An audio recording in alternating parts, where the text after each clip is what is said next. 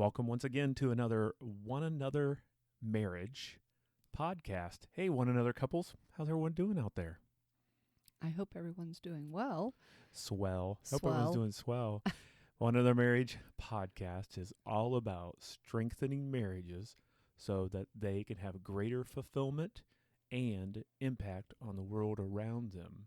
So greater fulfillment because we enjoy our marriages a lot more when we have a higher satisfaction rate, and just makes it happier and better life altogether. And then that impact part really does start with influencing and impacting that partner that you're with, and then children, grandchildren, friends, relatives, neighbors. I mean, it's a huge thing when you get along, right? It is a huge thing when you get along. Right, Theresa Mabry? Right, Ralph? Right, Ralph? So, hey, today we are going to be unpacking the 5 love languages. This will be our perspective on the 5 love languages, and it is one way that we know can help strengthen marriages and families, like David just shared, which is what we desire to be doing with One Another Marriage. And so, so that's what we have going on today. If you are familiar with 5 love languages, awesome. If you are not, we hope that you'll stick around to find out something new. We're going to get practicals. And we are going to get practical. And if you are familiar with them, we hope that you stick around to just hear us banter about. Banter about the 5 languages. We really hope this is like educational, but at the same time inspirational, and transformational.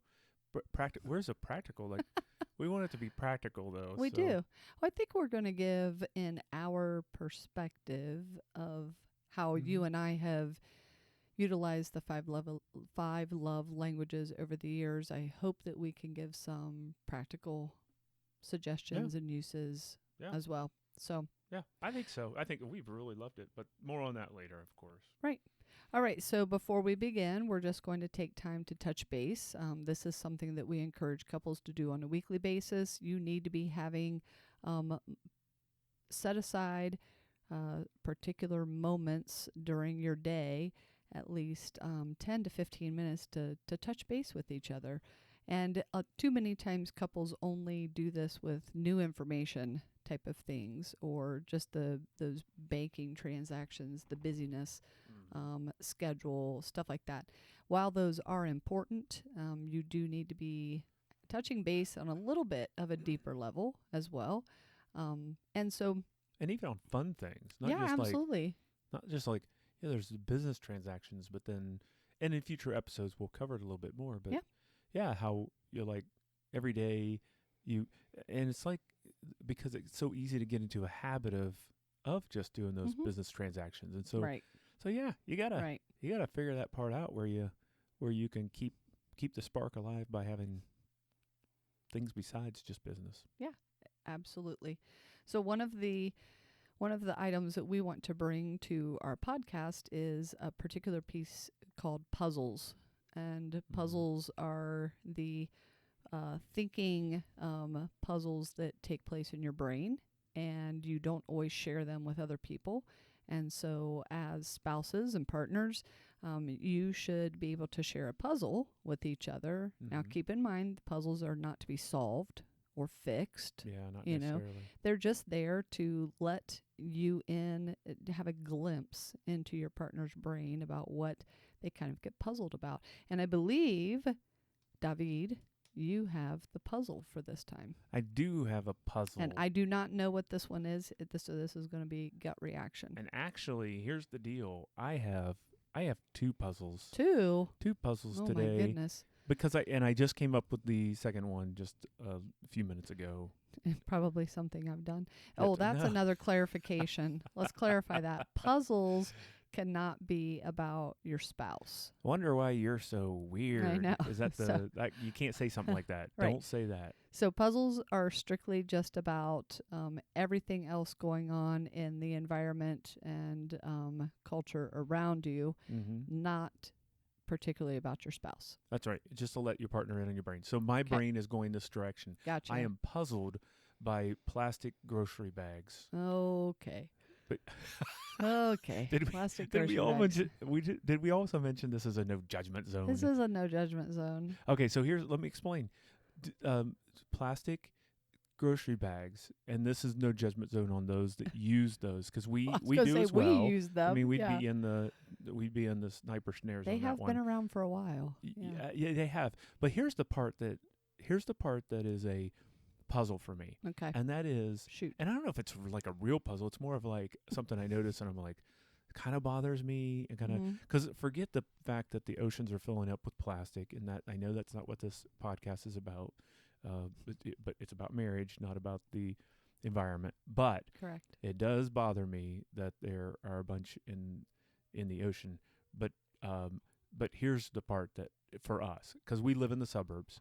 So for me, it's there's like this plastic grocery bag that has been stuck in our neighbor's tree way up high for weeks now. And I noticed this because my office is on the second floor of our home. Yes. And I'm on the front of the house toward our street. Yes.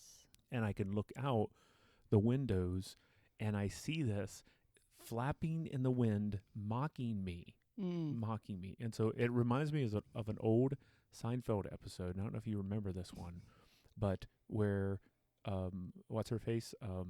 Elaine was bothered by this bag that was hanging. I can't help but laugh at it. It's so funny.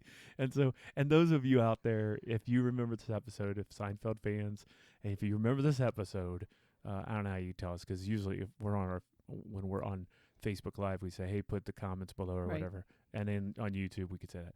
On a podcast, you may not be able to respond to this, but in yourself, your own satisfaction, not being able to share with anyone, you can be like, yes, David, I'm with you when they're hanging in the trees. And I do remember that Seinfeld. I do not remember that episode. Yeah, it was very You remember funny. More Seinfeld episodes than I do. So. Oh, he's so funny. Funny. So anyhow. Well, I'm sorry that you feel this bag is mocking you.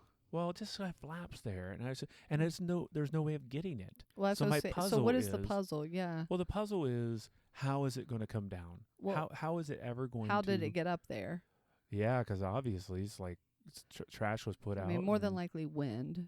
That goes with another puzzle, right? Our trash has been a day late pickup for the last 2 weeks, and that's a puzzle, not a complaint. Right. But an observation, a puzzle. Because here's the thing, it does get picked up. It's not like it piles up weeks on end, so we're appreciative for that. But it has been late. But when it is late and the wind gust, it takes some recycle or it takes something. Right. Which is probably how the bag ended up in the tree. But you're puzzled as to when will it ever come down? Will it ever get down? Well, or at least when the leaves grow on the trees, I won't be able to see it anymore. Exactly. It won't be sitting there flapping at me. It won't be mocking you. Maybe maybe they need to invent plastic grocery bags that are the color. They're like camo, right? Like design. Yes. And then if they're in trees out there, we won't know. You won't see them. They'll be ruining the environment, but sure, we won't be able to see it. So is your second puzzle the trash? No. But that's a bonus. Well, you got a little bonus one today. All right. What is number 2? Number 2. Technically now number 3, but who's keeping count? Nobody, because I'm allowed, right? All right, number 2.5. Okay. Number 2.5 puzzle is this. 2.5. This is puzzle 2.5. I'm gonna get in trouble with this one. Oh my. Here's a puzzle. Okay. My puzzle is why all the women we talk to, including yourself, don't like my beard. But all the men look at my beard and say, I like the beard, man. That's just a good the difference looking beard. Between men and women, right? Well, I don't know. Once again, I don't know if we need an explanation, right? But it's like, it is a puzzle to me where there's very few, takes it back, very few women. Yeah, I was going to say, there's been a couple of women that have have liked the beard or commented on your beard. And my beard is not an embarrassing beard. No, my beard is a full. It's full. It's a good beard. So yeah. And I'm not saying that as a prideful thing. I'm just saying it's fact. Just right. fact. Okay, but it's because I understand if I had this spotty looking thing, sure, I understand how anybody, but almost 100% of the men that I meet, they go, David, the Right. beard. I know. Looking good shape. But good shape you have going there. Do you use product? it's, yeah. When men start talking about their product in beards, oh my word, I just die laughing. It's just manly. Men. That's what it is. It's just man. It Good is to be a manly. man. So there's my puzzle. All right. My puzzle is Oh is my. A why plastic bag that's mocking you in the top of a tree. Yep. And will it ever get down? Mm-hmm. And then the trash being delayed like a day. Yeah. And then Gender divisions on the beard of David Mabry. gender. But That's funny. I appreciate you listening, honey. It helps. That's be funny. open. Yeah. And Good I look job. forward to your puzzles next time. I know. Or Next- maybe just puzzle. Puzzle, yeah. Yeah. Well, I might just have puzzle 1.0. stock 'em up, That'll be it. sister. I will. I'll try. Stock 'em up, sister. Okay. So you too may have your own puzzles. And now that we're sharing ours with you, you get the idea. And so, yeah, just take some time even with your spouse or partner later on to just share a puzzle for the day. Make a mental note, folks. Yeah. Make a mental note and consider what you would share with your partner, and then ask permission. Say, hey, why don't we? If you don't do something like this already, ask. Say, hey, can we introduce this? Can we start sharing a puzzle with one another? And then, hey, ground rules are. I know we tease one another, Theresa and I do, but the ground rules are it truly is a no judgment zone, no mocking, because you want your partner to be open about the puzzles they have in life. Right. So you don't try to solve it. You truly don't mock it or whatever. It's just give your partner a freedom to be able to share openly. And that's a gift. They're giving you a gift. A gift that keeps on giving, Clark. All right. How many times will we say that in a pod? I mean, ongoing quote. Can you tell? National Lampoon's Vacation, Christmas Vacation. That is funny. All right. So on to the episode. Today, 5 love languages. So just a little bit of an introduction. The 5 love languages was developed by Dr. Gary Chapman, psychologist for many, many years. And he actually came up with this many years ago. The 5 love languages has been around for a while. Now you can pretty much find books written, the 5 love languages for couples, the love languages for children, for teens, for men, for women. So they have dissected it down very well. And so anyway, if you have not read any of these books, we highly encourage you to go and get, the 5 love languages book. And we'll recommend some resources at the end outside of the books. Yes. There's some other places you can tap into, and we'll talk about those before. That's part of our helpful hints. But the idea behind it is that, like, the love tank, right? Right. So everybody has a love tank, and you receive love usually specifically in 1 or 2 ways. And the 5 love languages are words of affirmation, acts of service, receiving gifts, quality time, and physical touch. So basically, you hear I love you and feel that value from another person when they're speaking your love language.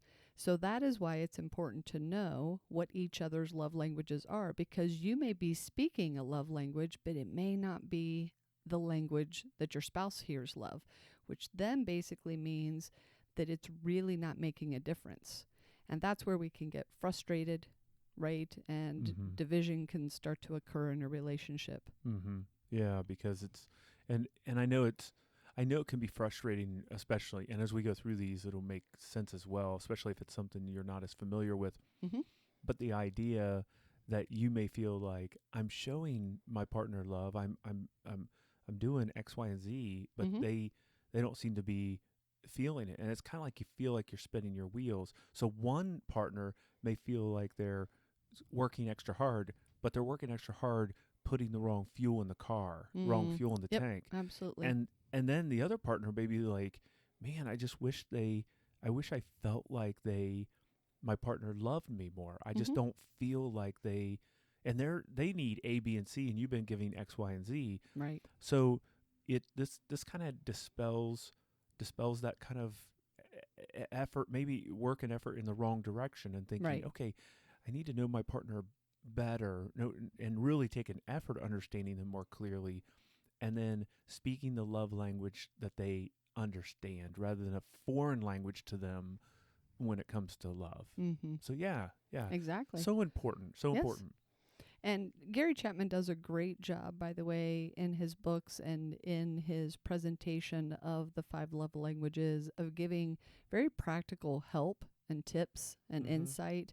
This is not one of those subjects that I feel can go over the head, right, of a lot of people. I mean, like, everyone can understand this concept, and everyone can benefit from learning how to speak your most important relationship here on earth, which is your spouse, speak their love language. Yep. Which then just blooms the relationship so much. And every phase of a relationship. So we actually have a pastor friend who uses the 5 love languages as the premarital prep. Now we would encourage a more broad beyond the 5 love languages, but that is how foundational this understanding can be for many couples, and for a pastor who's helping a couple start off right. So it can, like you said, is that there are many books from different angles: men, women, children, parenting, married couple, so forth and so on. But really, premarital couples, committed young couples, middle-aged couples, older, long-term marriages can all benefit from discovering their partner's love language, discovering how you speak love, and then seeking to fill the love tank of your partner. And if both of you are working on that, that's a one another couple right there. That is. Because one another couples really seek to have this mutually beneficial, reciprocal relationship. Both of you are working at it and pouring into one another, and then that'll grow and strengthen your relationship. Sure. So you gave the 5. I did, but before we get into that, just to piggyback on that, another reminder is that a lot of people are just like, well, I do love my spouse, but there is this distinction that Gary Chapman talks about where we go from having the in love kind of experience, which is that kind of fresh, new, early on dating, getting into maybe your engagement and then the early on marriage. But there will come a point where that kind of in love experience kind of starts to go by the wayside. And that's the critical moment then of really trying to determine, what is love, and how do you speak it? How does your partner hear it? And while you can learn the 5 love languages even prior to getting married, which is great, it also just goes along with you can't ever stop. You can't give up. Like you and I have been together now for, married almost 28 years, been together 32 almost. Yeah. So during that time frame, we've had to over and over make that conscious decision to speak each other's love languages. Yeah, and intentionality. Yep, absolutely. Is very important. Right. Yeah. Yep. All right, so let's dive in. We're going to go over the 5 with you. David and I are going to take turns kind of introducing them, and then we'll just unpack it just a little bit. For time's sake, we're not going to just really do a deep dive. And even if you're, like we said before, even if you're familiar already with these, maybe hang on through the whole thing, because maybe there'll be just a different twist, a reminder maybe, maybe a different twist or a view that may encourage and bolster. Or maybe you haven't visited on this in a while if you are familiar. And absolutely. And it would be good for you to kind of refresh and think, okay, am I being intentional? So, am I being intentional? Okay, so the first one that we're going to unpack is physical touch. Okay, so physical touch, of course, for a long time, research has shown that babies who are held, cuddled, kissed, stroked, actually develop a healthier emotional life than those who are left to their own devices or neglected with physical contact for longer periods of time. Okay. So obviously we've been able to study the effects of physical touch, and we understand how powerful a vehicle that is. And with physical touch, there's all kinds of ranges of physical touch, right? It doesn't have to just be like climaxed into, like sexual intercourse, but it's just something very simple like holding hands, right? Or just a pat on the shoulder as you're walking past or something like that. Mm-hmm.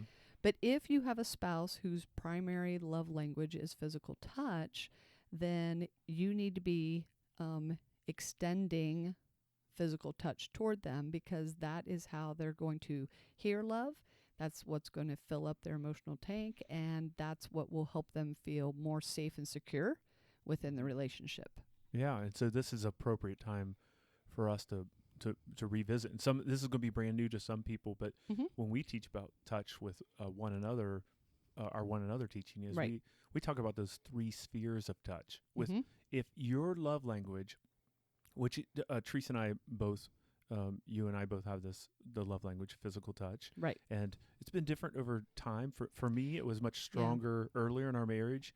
And for me, not at all. And you, not at all. And now for you, it's become much more of a love language. And for me, it's not as strong as before. Right.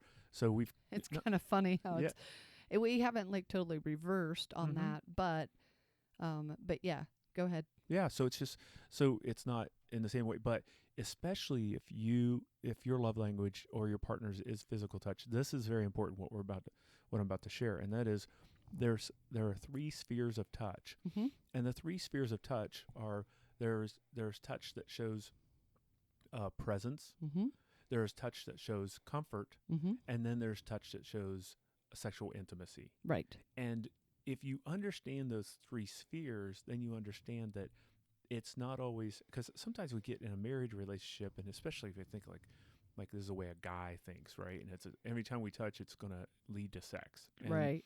That's not necessarily the case, and it's understanding that there are many times that touch just needs to show presence. So it's walking through the kitchen and just to kind of a touch on the shoulder or a pat on the behind or something. Or I communicate my presence to you by touching your ear. That's right. I tug on one of your ears. Has an ear thing going on. Yeah. And so that took a little bit to get used to when we were first together, because you would reach up and grab my ear and I'd be like, okay, what are you doing right now? And so, but that's something that you get from even growing up. You love just grabbing your dad's ears, and you grabbed your brother's ears. And I remember on the wedding day, your brother came up to me and said, I'm so glad you're getting married to her, because now she'll grab your ears instead of mine. Right. And so, and he has not escaped the grasp altogether, but definitely you don't grab his as often. Right. Well, now I have 2 sons of my own. That's right. So it's only sons. You really don't do it to Taylor, I really don't do it to daughter. Taylor. No. And so I do it to Alex and Gabe, though. But that touch is really a presence touch, one presence that I've gotten used to, and I appreciate. I do value that. And the second thing is touches of comfort, which could be a back rub. Yes. Could be just cuddling on the couch. Right. Or could be a lingering embrace. A lingering embrace. Sometimes a big old smooch. And then, of course, sexual intimacy. Now, if you think about it, once again, someone whose love language, if you know your partner has this or you have it, it's like consider how you receive touch and how you're deliberate about speaking into all 3 spheres. Right. When those are neglected. Yes. Or when there's abuse. Yes. Or when it's in a negative way, it really clashes and speaks the opposite of love, obviously. Absolutely. And so it's being very intentional with those areas of touch. Right, which we understand then, of course, anything where that touch is cold or controlling or abusive in any nature like that, then of course does not help your spouse or your partner to feel that safe and secure love that we were talking about. Yeah. So obviously physical touch is like, I mean, our skin is our largest organ, right, over our body. And so like there's a lot of different like nerve receptors in different areas like of our skin.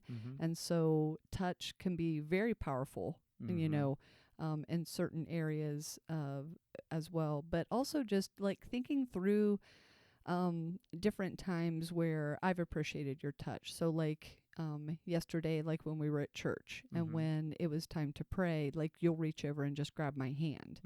So that's a powerful communication. I mean, yes, we're sitting right beside each other, but the fact that you reach out and touch me in that way by holding hands, that just like gives me, you fill my love tank on that one. Yeah. So before we go to number 2, I just my kind of parting shot on physical touch would be, once again, a heads up to those, and we've seen this before when we work with couples. If you find yourself being like, well, it's not my love language. In fact, it just takes a lot of work for me to kind of express that. I just don't like touch. I mean, I like other things, but I just don't like. Right. And the thing is that pushing yourself beyond your own preferences, if it is your partner's love language, absolutely, so that they do not feel neglected and unloved and unwanted. So, right. Because like we said, early on in our relationship and for the bulk of our early marriage, really probably the first like 15, 16 years, you were so much more of a stronger physical touch. And it wasn't mine. So I had to work hard or do a good job at giving you that touch. Yeah. And now we've kind of like swapped roles a little bit. Especially when you got little youngins running around the house. Yes. And little ankle biters, and they are taking up all that physical energy. Right. And it's like, so I'd come home from work and you're like, okay.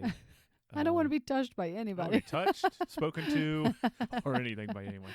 Right. Well, that leads to the next one, which would be words of affirmation. So if physical touch was an early love language for me, words of affirmation is a love language that I have consistently felt through all the years.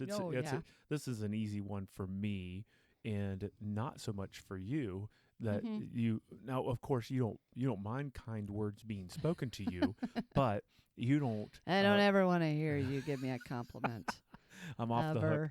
But it's too bad if you don't want it at all, because it's my love language, and like many of these folks, if it is your love language, you often speak that. So it's a good way of figuring out what your love language is if you are finding yourself speaking it. So I'm a big words of affirmation guy.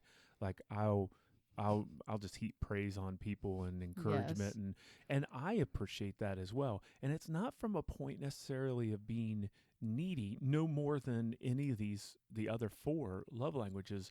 It's needy in a healthy way. It's like, hey, you just appreciate, you feel loved, and it's affirmed, and you're confident when those words of affirmation. So words spoken, both with compliments, appreciations, ways of showing that you you value your partner. Right. And so words of affirmation go a long way when it's your particular love language. But then the opposite is also true. So harsh words spoken, right. speak the opposite, right? Criticism. Just, and like you said, it's never been a strong suit or a love language that I feel love. And so I have to work really hard at speaking words of affirmation to you so that I'm filling your love tank. But hopefully over the years I've gotten better, done a better job. But yeah, words of affirmation, just that, just appreciations, just a simple appreciation, like, hey, I really appreciated your help tonight in cleaning up after dinner or whatever. That's so much. When I can speak that to you and I truly mean it, for you, and saying that to you, you just, I can see it on your face. I can see this like, oh, thanks, and it's like, to you, that is that speaking the love language. And it's that acknowledgement and confirmation that, hey, we're headed in the right direction. This is a Right. good thing. Right. I think that what goes with that too is just a simple, the simple "I love you." Yes. Right. And that's an important thing to hear. Right. So, and by the way, as you're processing this, we want to really focus on your couple relationship. But those of you who have children, be considering along the way what your children's love languages may be, and they may not be as identical to yours. You may want to experiment, and words of affirmation are a huge thing. Now, just a note before we move on to the next one. Here's a note. All 5 should be spoken, Mm-hmm. Right. like all at all times, uh, but there are 1 or 2 that you should focus on. Right. So, in other words, just because your spouse does not have words of affirmation as a primary love language, it's okay to say nice things to them. Yes, exactly. It's okay to give them compliments, to affirm them, to Right. thank them, Right. Exactly. to appreciate To them. appreciate them. Yep. So yes. important Okay. to do. So Good. All right. Number 3 we're going to talk about is quality time. So this would be one of my love languages for the whole time. Yeah, and mine as also well. one of David's love languages. And developed over time. Yes, and once again, developed over time because you were more strongly, you've always been words of affirmation. You were more strongly physical touch, but over time, your physical touch has dropped down and your quality time has come up. So your top 3 would be words of affirmation, quality time now, and now physical touch at number 3. I have always been quality time. So quality time means that you actually spend time together giving undivided attention. Now, while it can, because you and I recently spent a lot of quality time because March Madness was on, and we enjoy basketball, we enjoy sports, and so we were watching the games together. For some people, that for one person, they'd be, well, we sat and watched, TV together. Well, technically that wasn't like undivided attention, right? So you were giving the TV your attention instead of each other. For you and I, though, and watching March Madness together, we talk about, the different things that we see going on the court or, communicating about, the game itself or just whatever. So we are giving each other attention even when we're doing that. But obviously, quality time would be those opportunities where you are specific in giving your spouse your undivided attention, whether it's just sitting down together to talk or maybe going on a walk together or something like that.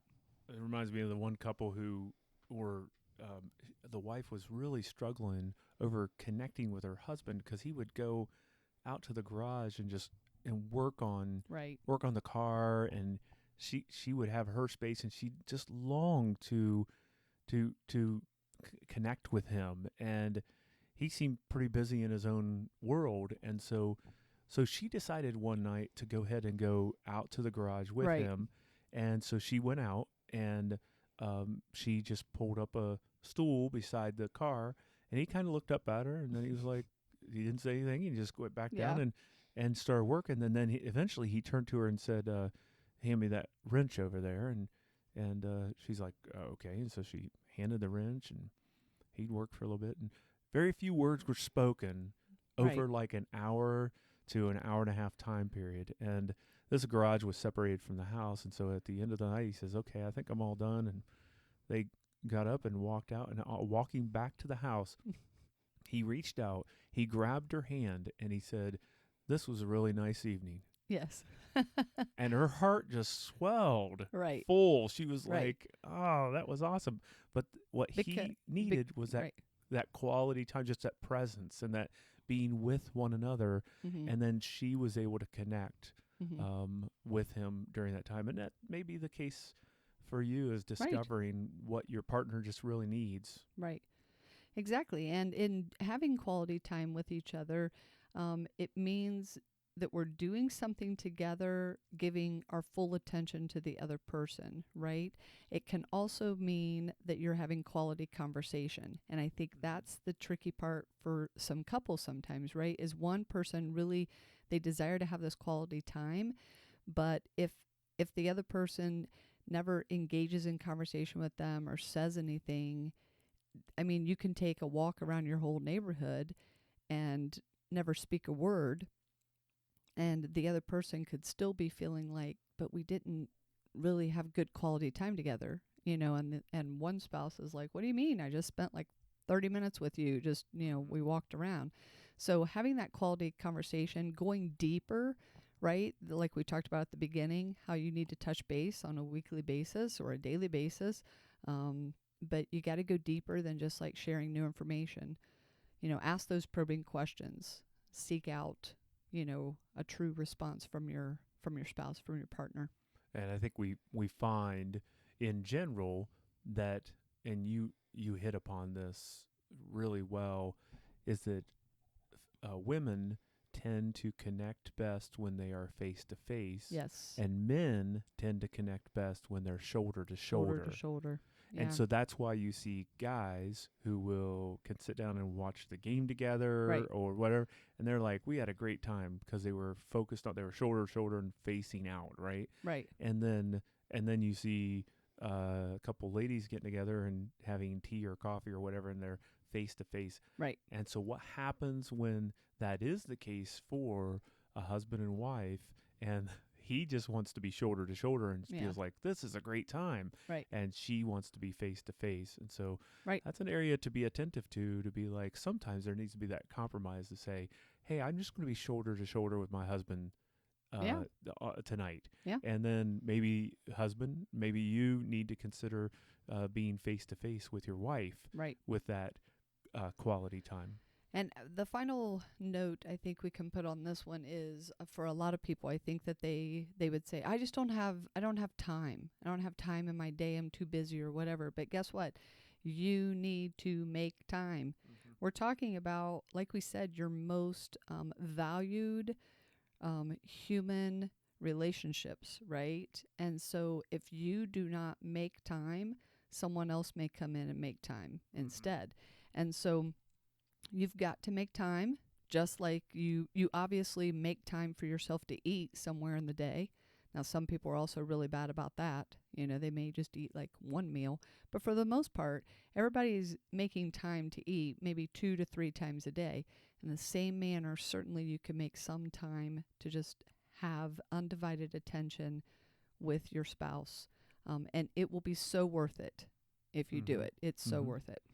So the number 4 would be an area that is really a love language that Theresa and I don't necessarily have. It's right, hon. We just, which giving of gifts. Giving of gifts it's a wonderful love language that, I remember early in our relationship, I think in dating, when we were at Malone, we were in college together.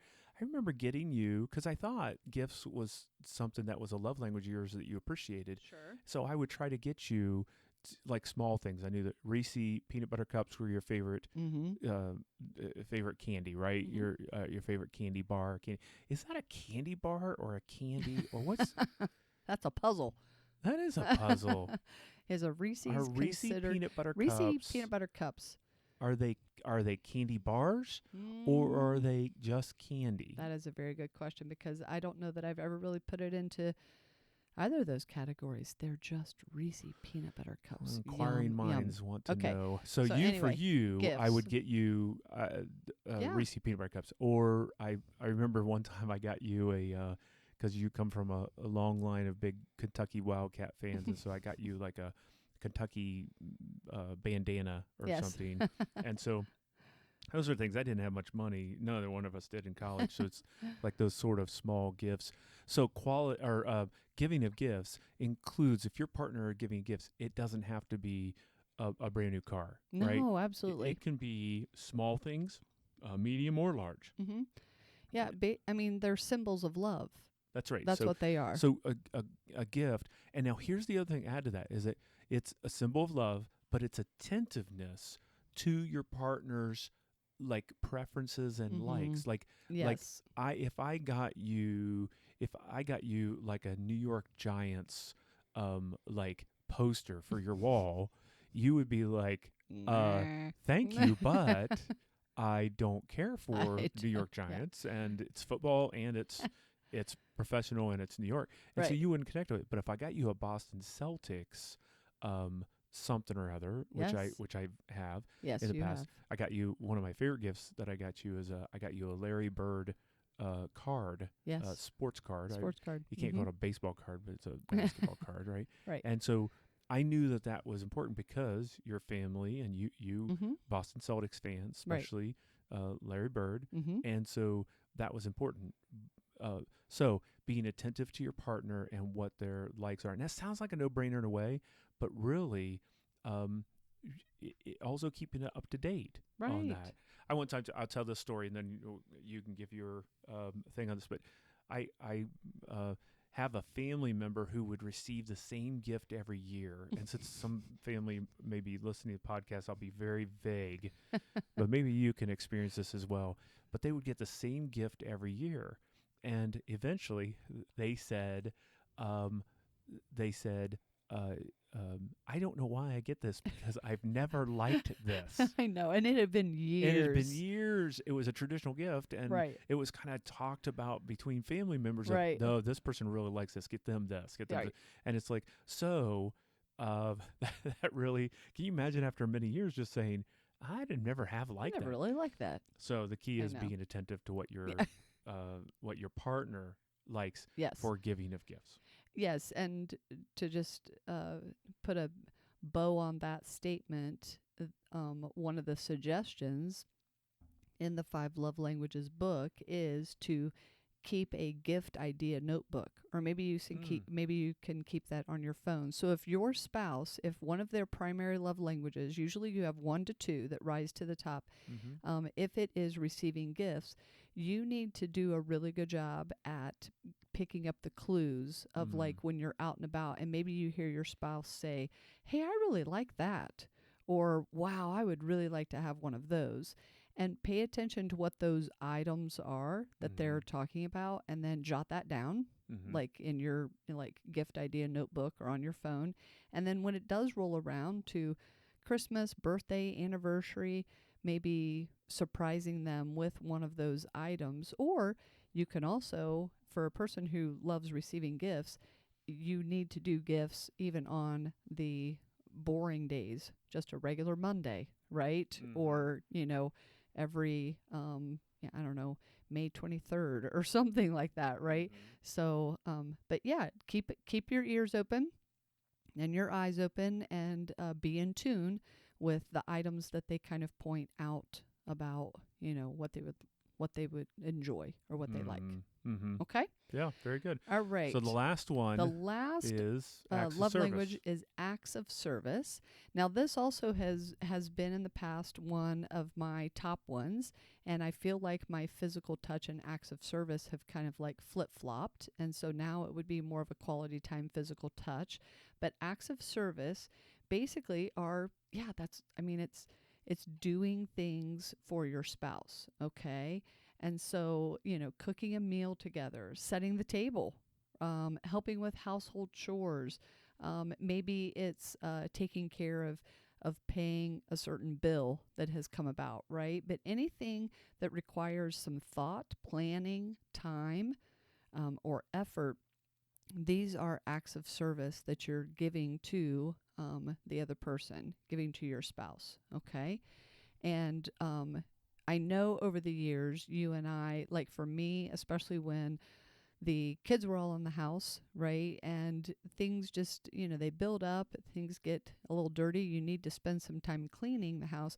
It always spoke such volume of love to me when we would kind of make a list and everybody would put their name beside 1 or 2 chores to be done for the day, right? And then we would just all attack that at the same time. And within just a couple of hours, the whole house was clean and things were done, maybe stuff in the yard as well. But to just know that everybody was pitching in, oh man, that was like, I loved that. That was so big for me, Yeah. So I really appreciated when the family all jumped in, showing that act of service, which spoke love to me. And I think you always did a good job at helping the kids understand too, that while this may not be a primary love language for them. It was a way for them to speak mom's love language and to be helpful. Yeah. And now to see them as these young adults, I do feel like there's a couple of them that actually acts of service is one of their primary love languages, which is kind of funny. So, well, I think connected to that too is that to this day, and I'm knowing this is your love language, that the intentionality of when you come home after being gone, if I've gotten something, got a snack or fixed myself a lunch or whatever, I try to clean up the crumbs off the counter and not leave things or dishes, and it's the intentionality to not leaving things, leaving things out. Right. So.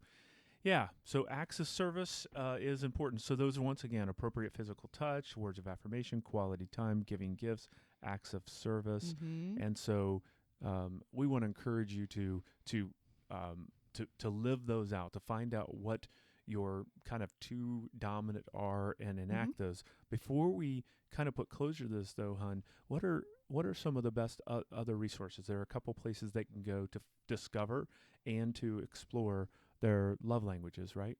Right. So there is the 5 Love Languages website. It's the number 5, lovelanguages.com. You can actually go online there and take their 5 Love Languages test. Does not take you very long to take it, and you will find out your results.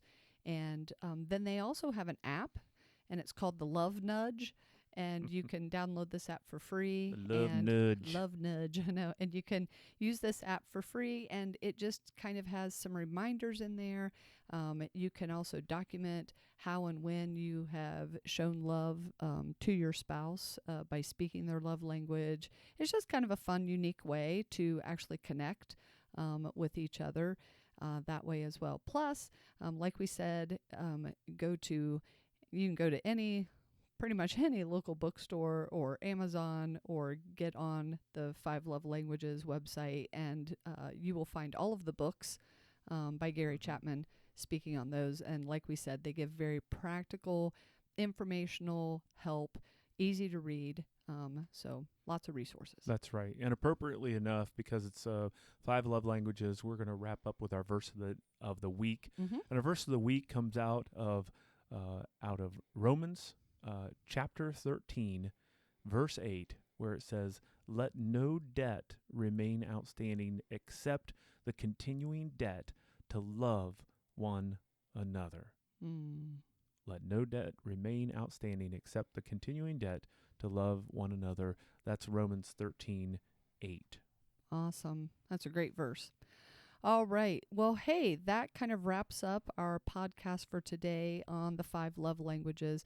Hey, please remember, if you are just jumping on with us for the first time, subscribe to our podcast, rate, review, especially on iTunes.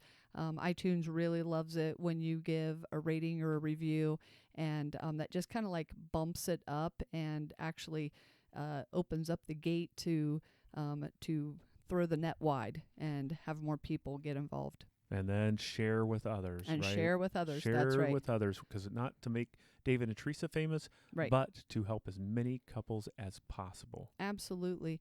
And you can also find more information on One Another Marriage. We have a website, oneanothermarriage.com. You can go there. You will find us also on Facebook or YouTube at One Another Marriage. We do a Facebook Live episode every Thursday evening at 8 o'clock Eastern Standard Time, as well as we do have posts that we put on our page. YouTube, we have videos that we actually started last week. We have been 1 year on a little bit more of our social media presence, but our YouTube channel was more developed in the last year. So April of 2020 to April of 2021, we've been doing that. But yeah, look us up, and you can reach out to us through any of those platforms as well. And hey, we will see you next Tuesday when we discuss FOOI.